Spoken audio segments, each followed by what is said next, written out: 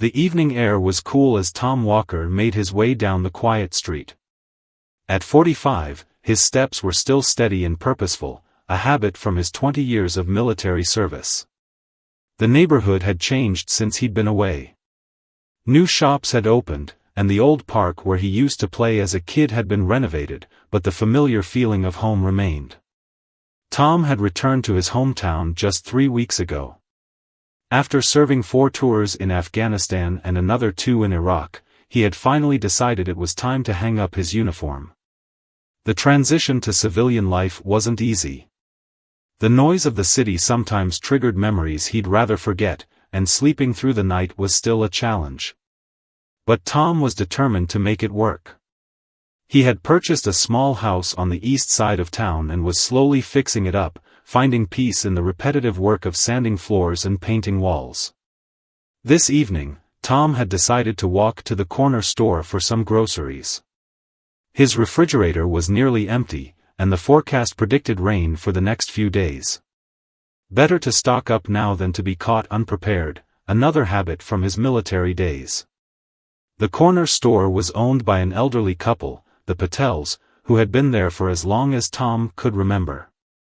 Mrs. Patel smiled warmly when he entered, recognizing him from his childhood days. "Look at you, all grown up now," she said, her eyes crinkling at the corners. "Your mother would be so proud." Tom smiled back, feeling a warmth he hadn't experienced in a long time. His mother had passed away while he was on his second tour, and he had never really had the chance to properly grieve. Small moments like these helped him feel connected to her memory. He filled his basket with essentials, bread, milk, eggs, and some canned goods. As he was paying, Mr. Patel came from the back room and insisted on adding a bag of homemade cookies to his purchase. "On the house," Mr. Patel said firmly when Tom tried to refuse. "For your service. My nephew is in the army too." Tom nodded his thanks, unable to find the right words. These small gestures of kindness and recognition still caught him off guard. In the war zones, there was no time for gratitude or gentle exchanges. Everything was about survival, about getting the job done and keeping your team alive. These everyday interactions required a different kind of strength, one he was still developing. With his bags in hand, Tom stepped back out into the evening. The sun had set while he was in the store, and the streetlights had flickered on, casting pools of yellow light on the sidewalk. He decided to take a shortcut through the alley behind the row of shops. It would save him about 10 minutes, and the weight of the grocery bags was already making his old shoulder injury ache. The alley was darker than the main street, with just a few security lights mounted high on the buildings. Tom's eyes adjusted quickly, another skill honed during night operations. He could make out the shapes of dumpsters and stacked pallets. The sound of his footsteps echoed slightly between the brick walls. About halfway through the alley, Tom sensed something was off. There was a shift in the air, a feeling he had learned never to ignore during his deployments. He slowed his pace, scanning the shadows carefully. A figure stepped out from behind a dumpster about 20 feet ahead. Then another emerged from a recessed doorway to his right. Tom stopped, setting his grocery bags down carefully by his feet. His body automatically shifted into a balanced stance, weight evenly distributed, ready to move in any direction. "Hey, old man," called out the first figure, a young man in his early 20s wearing a dark hoodie. "You lost or something?" Tom didn't respond. He was assessing the situation, counting potential threats, looking for weapons. His mind was clear, focused in a way that felt familiar. 3 men total, he noted, as a third stepped into view from behind him, completing the trap. "I'm talking to you," the young man continued, moving closer. Now Tom could see he was holding something in his right hand, a small knife, the blade catching the dim light from the security lamp above. "I'm just passing through," Tom said calmly. "Don't want any trouble." The 3 men laughed, exchanging glances. They were young, probably not even 25, with the cocky confidence of those who had only ever preyed on the weak or unprepared. "Trouble found you anyway," said the one behind Tom. "Empty your pockets, nice and slow." Tom turned slightly so he could keep all three in his peripheral vision. He noticed the way they moved, the one with the knife clearly the leader, the other two following his cues. They were used to working together, but they were sloppy, overconfident. "I don't have much on me," Tom said, still keeping his voice level. "Just some groceries and about $20. "We'll be the judge of what you got," said the leader, taking another step forward. "Phone, wallet, watch, everything. Now." Tom took a slow, deep breath. He had faced far worse than these three in the dust and heat of combat zones. He had led men through minefields and ambushes, had made split-second decisions with lives hanging in the balance. This situation was dangerous, yes, but it was also simple in comparison. "Last chance to walk away," Tom said, his voice dropping lower, taking on the tone he had used with new recruits who were about to make a potentially fatal mistake. The leader's face darkened with anger at being challenged. "You don't tell us what to do, old man. We tell you." He lunged forward with the knife, a quick, slashing movement aimed at Tom's midsection. But Tom wasn't there anymore. With a speed that surprised even himself, he sidestepped the attack, grabbing the outstretched arm and using the young man's momentum against him. In one fluid motion, Tom twisted the arm behind the attacker's back, forcing him to drop the knife with a clatter. The other two were momentarily frozen in shock. They clearly hadn't expected their target to fight back, much less with such efficiency. "He's just an old guy," one of them muttered, as if trying to reassure himself. Tom kept his hold on the leader, who was now cursing and struggling ineffectively. "I'm a lot more than that," Tom said. "I'm the wrong guy to mess with tonight." The second thug recovered his nerve and rushed forward, swinging wildly. Tom pushed the leader into the attacker's path, causing them to collide and stumble. In the moment of confusion, Tom picked up the fallen knife, not to use as a weapon but to prevent them from using it against him. The third man, seeing how quickly the situation had turned, backed up a few steps. "Come on, man, we were just messing around," he said, his earlier bravado evaporating. Tom gave him a hard look. "Messing around with a knife? Trying to rob someone? That's not messing around, that's a crime." The leader was back on his feet now, but his confidence was shaken. He looked at Tom with a mixture of anger and uncertainty. "Who the hell are you?" "Someone who's seen real trouble," Tom replied. "Someone who knows the difference between being tough and being a thug." "This isn't tough. This is pathetic." There was something in Tom's voice, a quiet authority born from years of command and countless life-or-death situations, that made all three young men take notice. They weren't facing an easy target, an ordinary middle-aged man who would hand over his wallet in fear. They were facing someone who had stared down much more dangerous enemies and survived. The leader seemed to be weighing his options, perhaps considering whether to rush Tom again or to cut his losses. Tom decided to make the decision easier for him.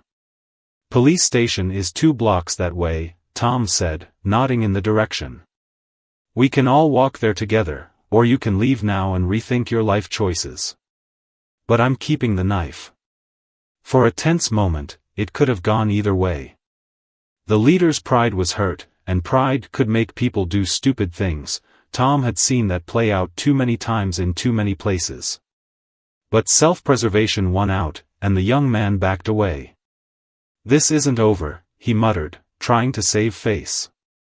"Yes, it is," Tom said firmly. "It's over, and you're lucky it ended this way. Next person you try to rob might not be as merciful." The three backed further away, then turned and ran, disappearing around the corner of the alley. Tom waited until their footsteps had faded before picking up his grocery bags. His heart was beating a bit faster than normal, but his hands were steady. He examined the knife briefly, cheap and mass-produced, but sharp enough to do real damage in the wrong hands. He would drop it off at the police station on his way home. As Tom continued his walk, the encounter replayed in his mind.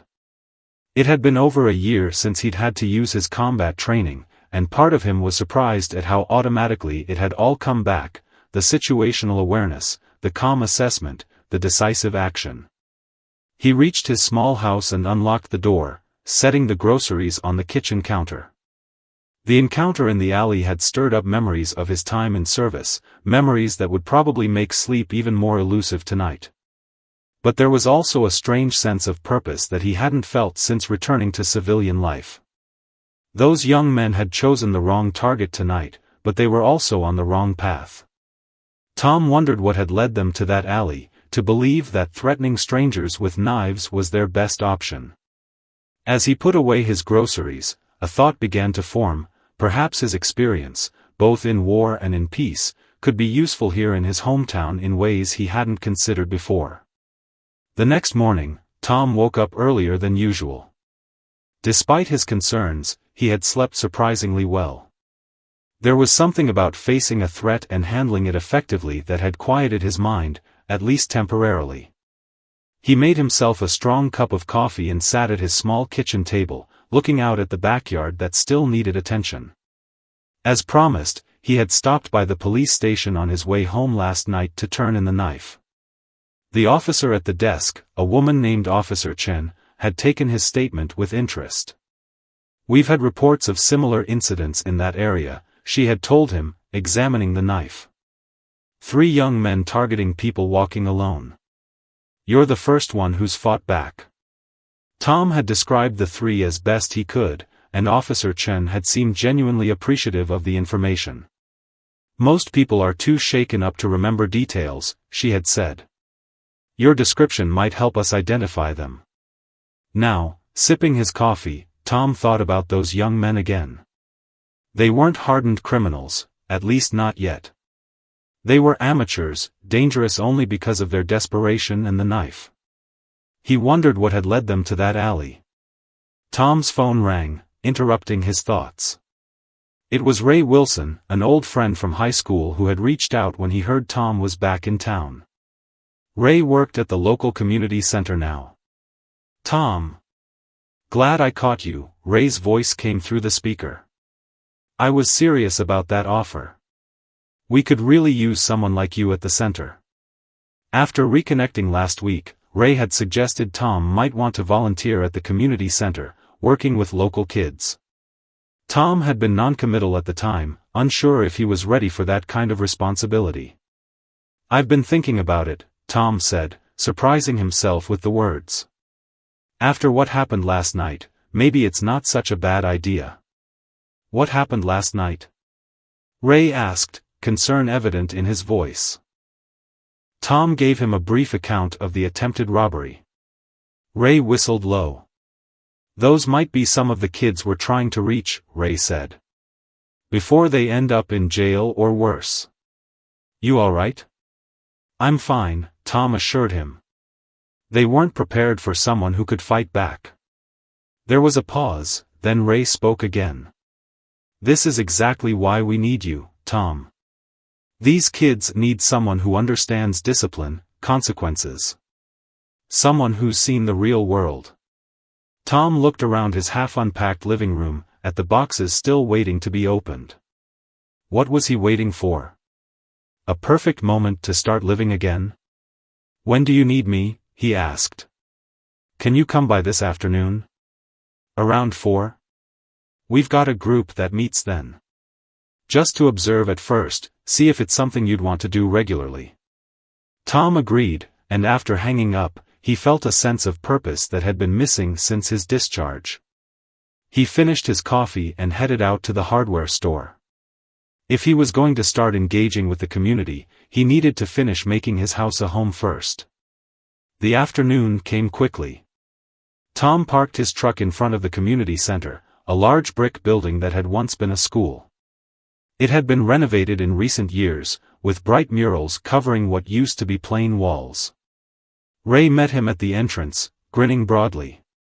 They shook hands, and Ray led him through the building, pointing out the various rooms and programs.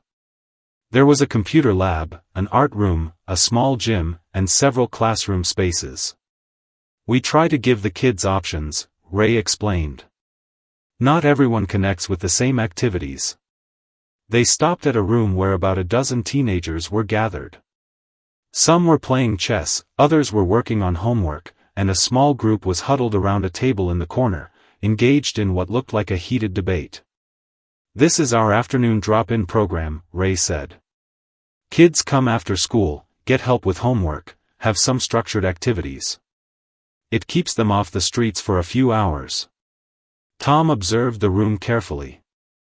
The teenagers ranged in age from about 14 to 18. They were chatting, laughing, focused on their activities. But Tom noticed a few who sat alone, who seemed to be just going through the motions.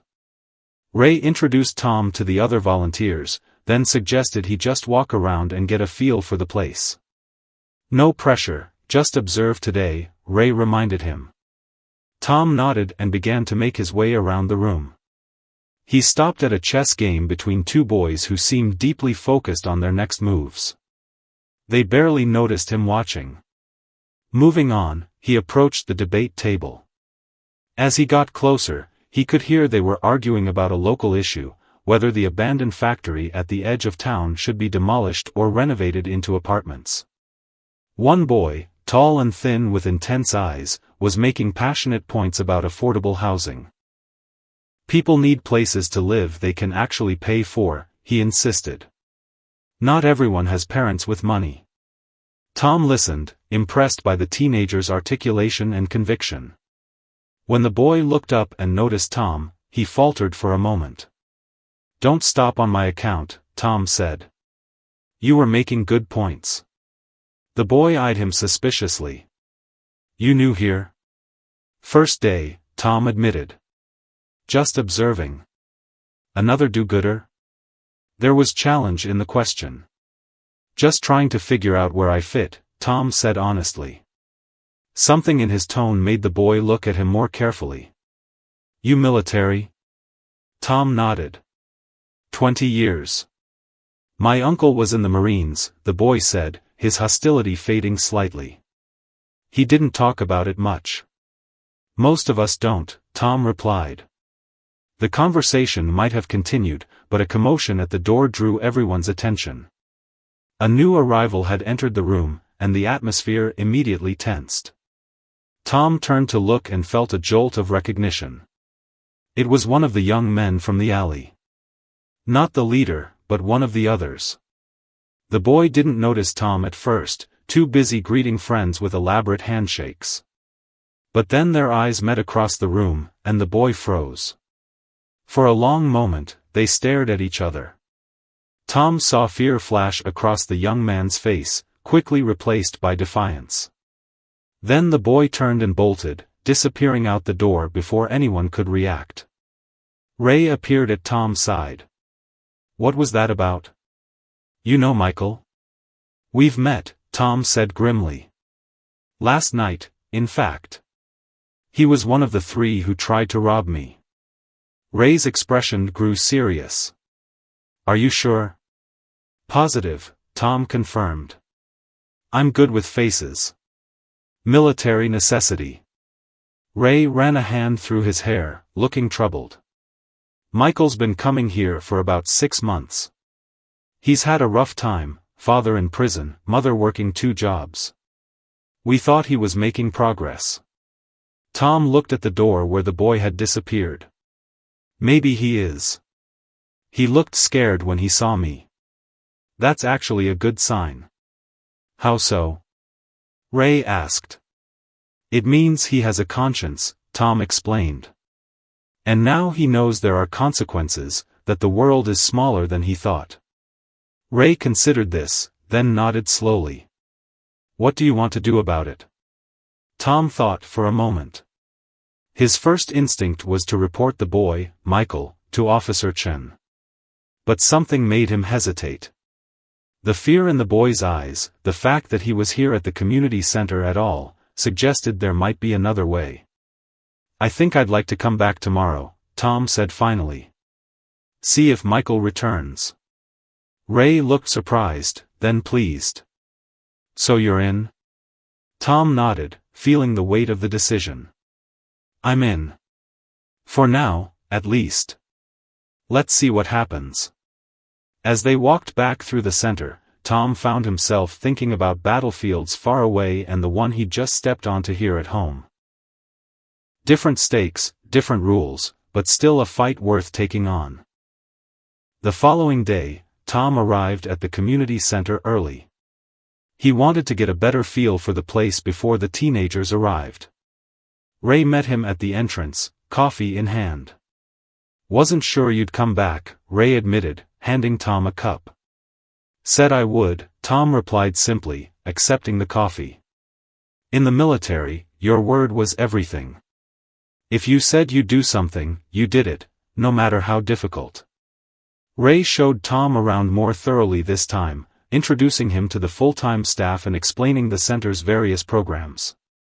They had academic tutoring, sports, art classes, and even a small recording studio where kids could make music. Most of these kids just need somewhere to go, Ray explained as they walked. Somewhere safe, where they feel like they belong. Tom nodded.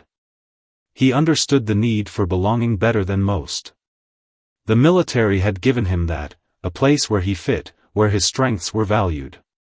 Coming home had meant losing that sense of purpose and community. Perhaps that was why he felt drawn to this place.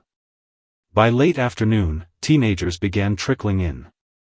Tom positioned himself near the entrance, partly out of habit. In combat zones, you always knew who was coming and going, and partly because he was curious whether Michael would return. Around 4:30, Tom spotted a familiar face hovering outside the entrance. Michael was standing across the street, watching the center with obvious hesitation. He wasn't alone. The leader from the alley was with him, engaged in what appeared to be a heated conversation. Tom stepped outside, not approaching them but making his presence known. The leader noticed him immediately, tensing visibly. He said something to Michael, then stalked away, shooting a venomous look in Tom's direction. Michael remained, still hesitating. Tom raised his hand in a small gesture, not quite a wave, more an acknowledgement. After a long moment, Michael crossed the street, stopping several feet away from Tom.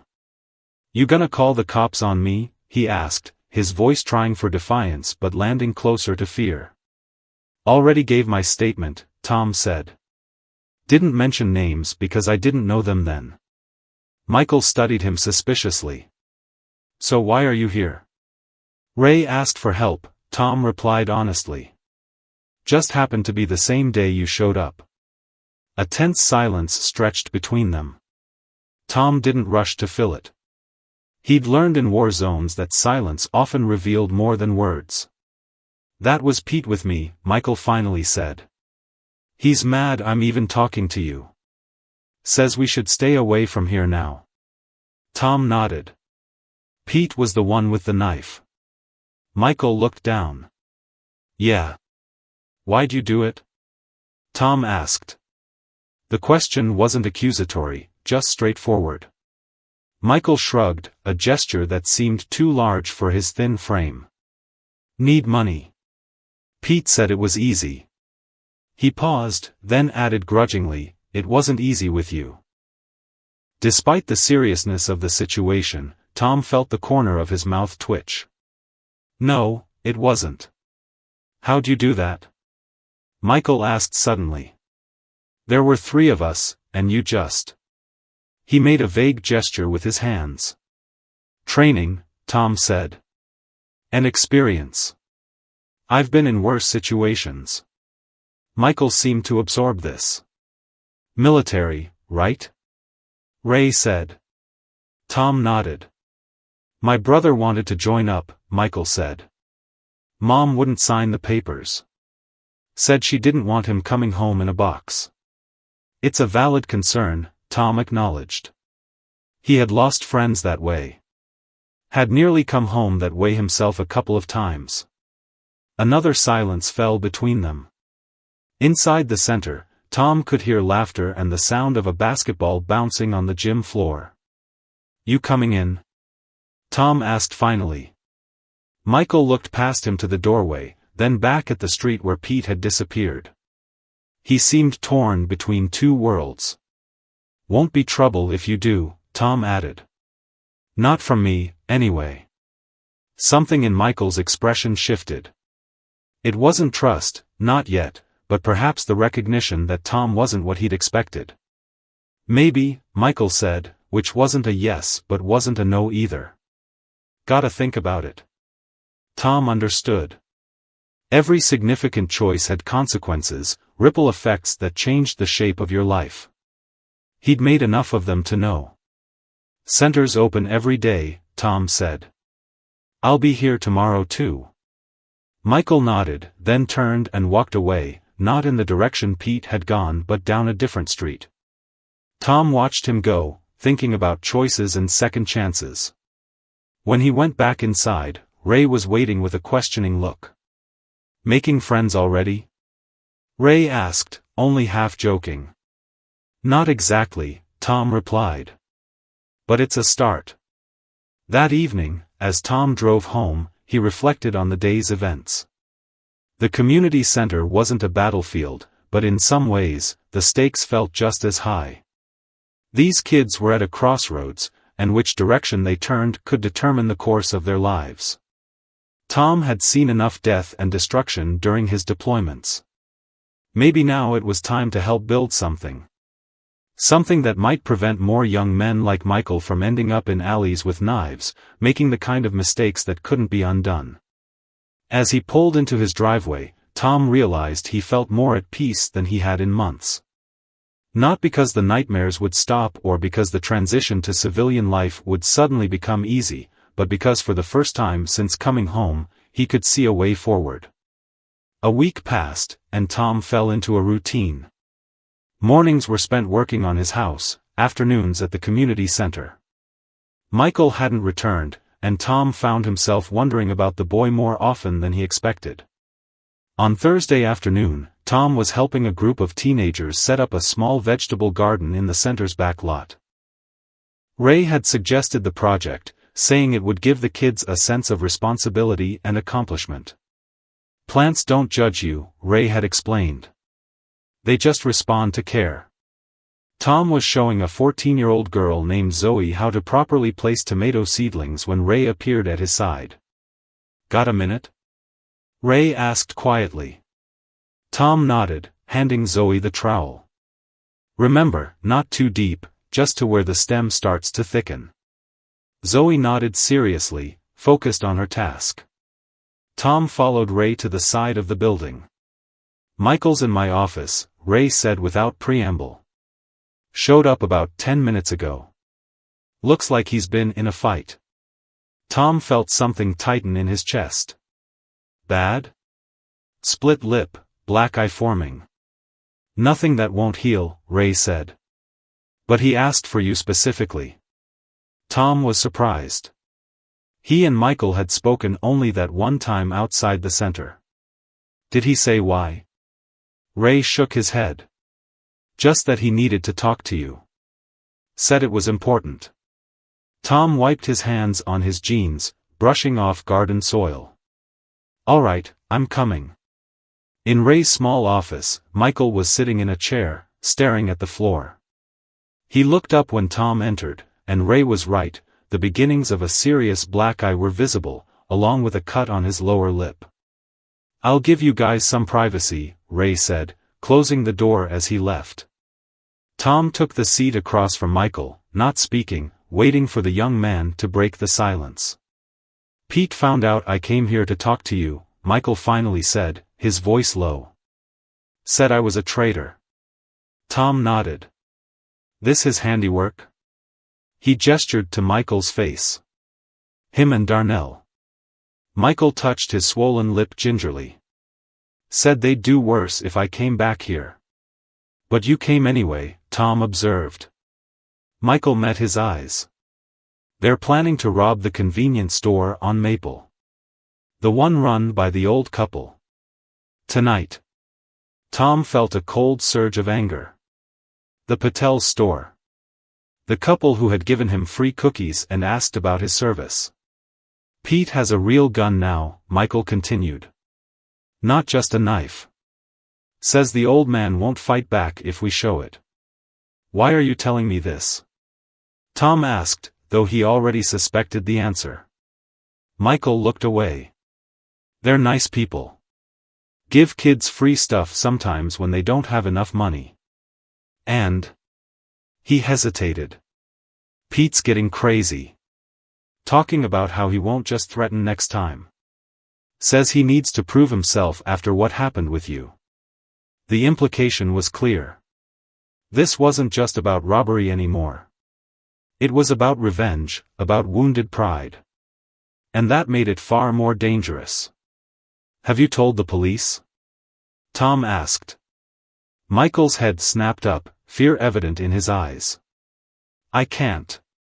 Pete would know it was me. Tom understood. In the neighborhoods where these kids grew up, talking to police could be seen as a worse betrayal than the crime itself. What do you want me to do? Tom asked directly. I don't know, Michael admitted. Just, stop them somehow. Without getting me involved?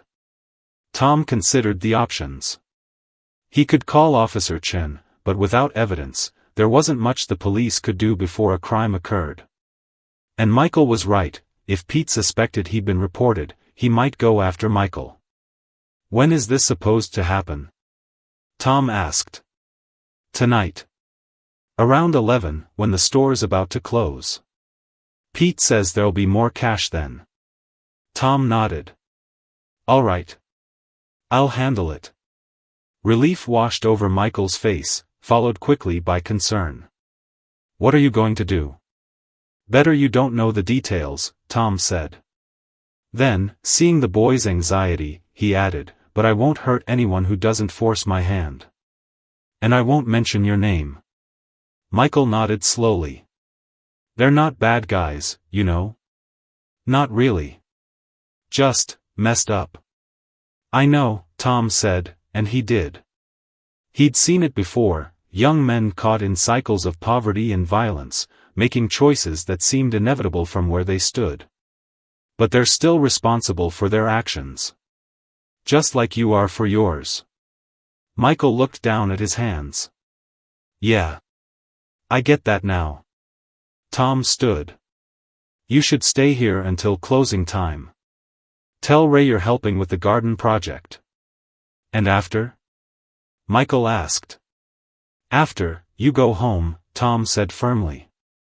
Stay there. I'll find you tomorrow. As Michael left the office, Tom pulled out his phone. He had a few calls to make. Starting with Mr. Patel. At 10:30 that night, Tom sat in his truck across the street from the Patel store. The neighborhood was quiet, with only a few customers entering and leaving the brightly lit convenience store. He had been there for half an hour already, watching and waiting. His conversation with Mr. Patel earlier had been brief but productive. The older man had been alarmed but grateful for the warning. Tom had convinced him to close the store early, at 10:45 instead of 11 o'clock, and to leave the cash register nearly empty, with just enough singles to look convincing. What about you? Mr. Patel had asked, concern evident in his voice. These boys have a gun, you said. I've handled worse, Tom had assured him. Just make sure you and Mrs. Patel are safely out by 10:45. Tom had made one other call, to Officer Chen. He hadn't given specifics, just said he had reason to believe the convenience store might be targeted tonight. She had promised to have a patrol car in the area but warned they couldn't stay parked nearby without a concrete reason. Understood, Tom had said. Just need them to be able to respond quickly if necessary. Now, as the minutes ticked by, Tom went over his plan again. His goal wasn't to confront the boys, but to prevent the robbery altogether. If they saw the store closed early and the patrol car nearby, they would likely abort their plan. No confrontation necessary. At 10:40, He watched as Mr. Patel turned the sign on the door to "closed" and began counting the register. 5 minutes later, the lights inside dimmed partially, the signal they had agreed upon to indicate the Patels were safely out through the back door. A patrol car rolled slowly down the street, just as Officer Chen had promised. Tom noticed it park around the corner, visible enough to serve as a deterrent but not so obvious as to raise suspicions. At 10:55, a car with darkened headlights pulled up across the street, about 50 yards from Tom's position. He slouched lower in his seat, watching as 3 figures emerged. Even from this distance, he recognized Pete's distinctive walk, shoulders hunched, head thrust forward slightly. The 3 young men huddled together briefly. Tom could see the confusion on their faces as they looked at the darkened store, the "closed" sign clearly visible. Pete gestured angrily, pointing at his watch, then at the store. One of the others, Darnell, Tom guessed, spotted the patrol car and nudged Pete, pointing it out. Pete froze, then looked around suspiciously, scanning the street. For a tense moment, Tom thought Pete might spot him, but the young man's gaze passed over Tom's darkened truck without pausing. After a heated discussion, all 3 got back into their car. Tom could imagine the conversation, accusations that someone had tipped off the store owner, anger at their thwarted plan. The car remained parked for several minutes, engine running. Tom tensed, wondering if they might try another target. He had his phone ready to call Officer Chen if they moved toward another business. Finally, the car pulled away, driving past the patrol car at an ostentatiously normal speed. Tom waited until they were well out of sight before starting his own engine. Phase 1 had worked, robbery prevented, no confrontation necessary. But Tom knew this wasn't over. Pete now had a gun and a grudge. Michael's black eye proved the young man was capable of violence when crossed. Tomorrow would bring new challenges, but tonight, at least, no one had gotten hurt. As Tom drove home, he mentally prepared for the next step, one that would require more than just prevention. The next morning, Tom arrived at the community center earlier than usual. He needed to find Michael, to make sure the boy was safe and to figure out their next steps. Ray was already there, arranging chairs for a morning program. He looked up as Tom entered. "Michael called," Ray said immediately, seeing the question on Tom's face. "Said he's not coming in today." Sounded nervous. Tom frowned. "Did he say why?" "No details. Just that it wasn't safe." Ray studied Tom carefully. "Want to tell me what's going on?" Tom considered how much to share. Ray deserved to know, but Tom was also mindful of Michael's safety. "Michael gave me information about something illegal his friends were planning," Tom explained, keeping it vague. "I managed to prevent it, but now I'm concerned there might be blowback." Ray nodded slowly. "And you think they might suspect Michael?" "It's possible. Even likely." Ray ran a hand through his hair, a gesture Tom had come to recognize as a sign of concern. "What can I do?" "I need his address," Tom said. "I've got to make sure he's okay." Ray hesitated, then nodded. "Give me a minute." While Ray went to his office to look up Michael's information, Tom's phone buzzed with a text from Officer Chen, "Need to talk. Coffee at Riverside Cafe in 30?" Tom replied with a quick affirmative, then accepted the slip of paper Ray handed him with Michael's address. "Be careful," Ray warned. "Whatever's happening, don't let it escalate. These kids may act tough, but they're still just kids." Tom nodded, though he wasn't sure Ray was right about Pete. Some people crossed lines that changed them, hardened them beyond their years. The gun was one such line. At Riverside Cafe, Officer Chen was waiting at a corner table, out of uniform but with the unmistakable alertness of law enforcement. She pushed a coffee toward him as he sat down. "Pete Williams was picked up an hour ago," she said without preamble. Routine traffic stop turned interesting when the officer spotted a gun under the passenger seat. Unregistered, possibly stolen. Tom felt a mixture of relief and concern. Just Pete? What about the others? He was alone in the car. But here's where it gets complicated. She leaned forward. He's claiming the gun belongs to someone matching your description. Says you threatened him and his friends with it a week ago. Tom's expression didn't change, but he felt a cold anger building. That's quite a story. It's his word against yours, Officer Chen agreed. But given your military background and the timing of your tip about the convenience store, I wanted to hear your side directly. Tom told her everything, the original confrontation in the alley, Michael's warning about the planned robbery, the preventative measures they'd taken. I never had a gun, Tom concluded. And I suspect if you check that weapon, you'll find it was recently acquired. Officer Chen nodded thoughtfully. Pete's got a record, nothing major, mostly juvenile stuff. You don't. That counts for something. What about Michael? Tom asked.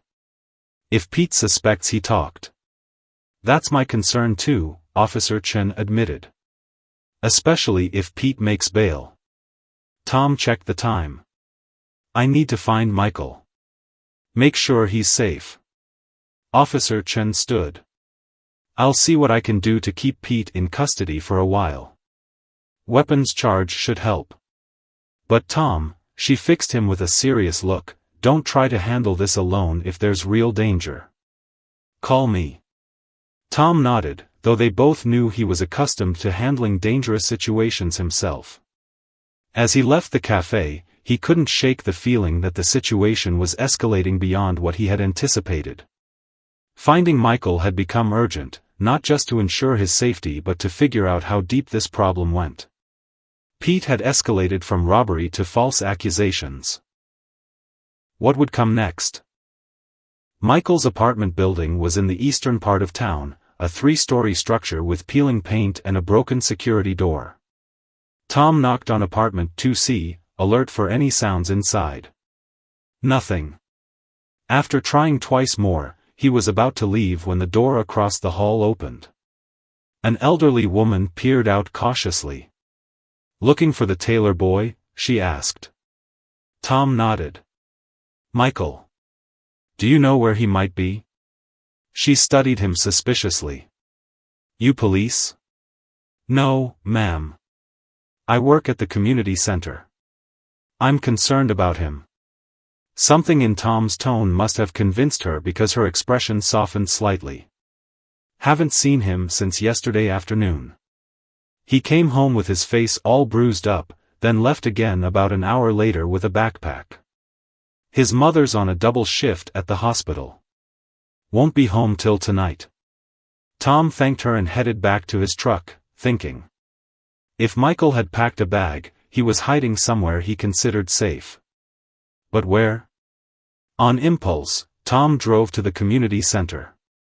Ray was surprised to see him back so soon. No luck?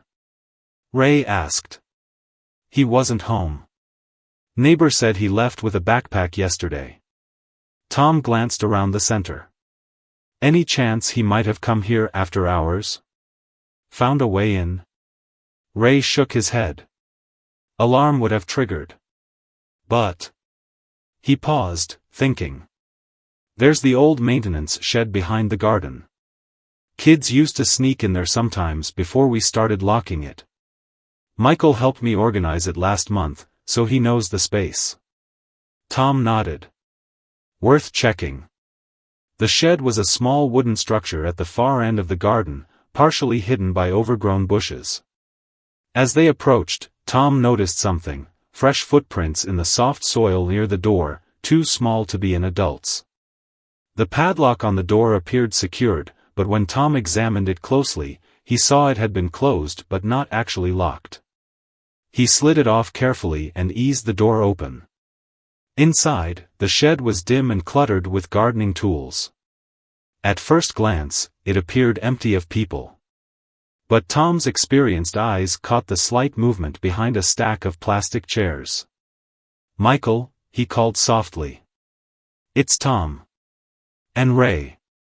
After a moment's hesitation, Michael emerged from his hiding place. He looked worse than yesterday. Another bruise had joined the ones on his face, and his eyes were red-rimmed from lack of sleep.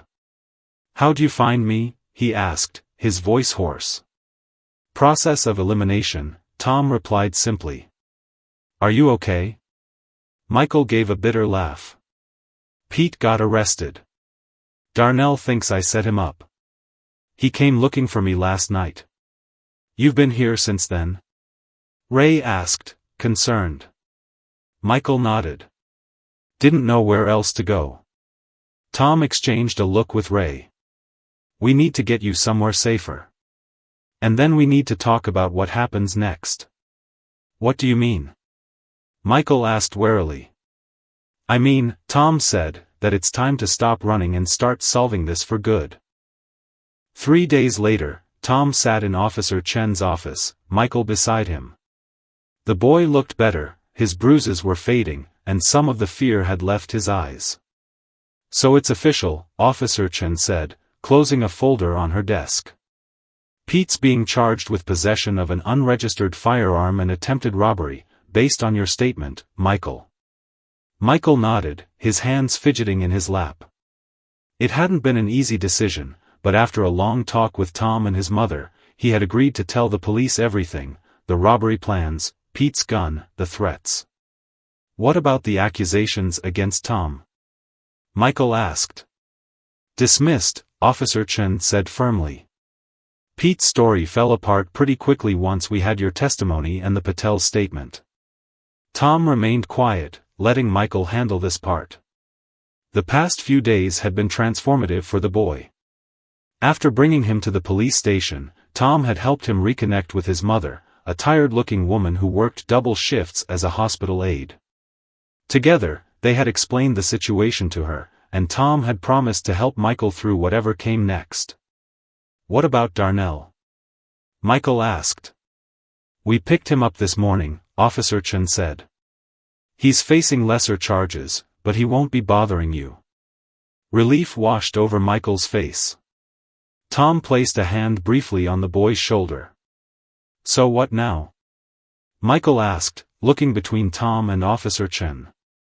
"Now," Tom said, "you keep going to the community center. You finish school. You make better choices." Officer Chen nodded in agreement. "And you'll have help. The youth diversion program I told you about, they've accepted you." Michael looked down at his hands, then back up with newfound determination. "I won't mess this up." As they left the police station, the late afternoon sun cast long shadows across the parking lot. Tom's truck was parked next to a small, weathered sedan. Michael's mother had loaned it to them for the day while she was at work.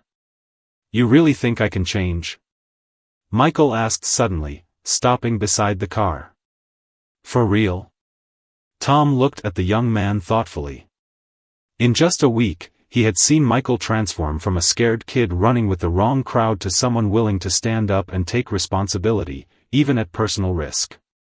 "I've seen men face all kinds of battles," Tom said. "The hardest ones are the battles with ourselves. You've already started fighting that battle, and that's more than most people ever do." Michael nodded slowly, taking this in. "Thanks. For everything." "Just keep showing up," Tom replied simply. "That's half the battle right there." As Michael drove away, Tom stood in the parking lot for a moment longer. The transition to civilian life was still a work in progress, the nightmares still came, and the past couldn't be erased. But for the first time since coming home, he felt like he was exactly where he needed to be, fighting the right kind of battle.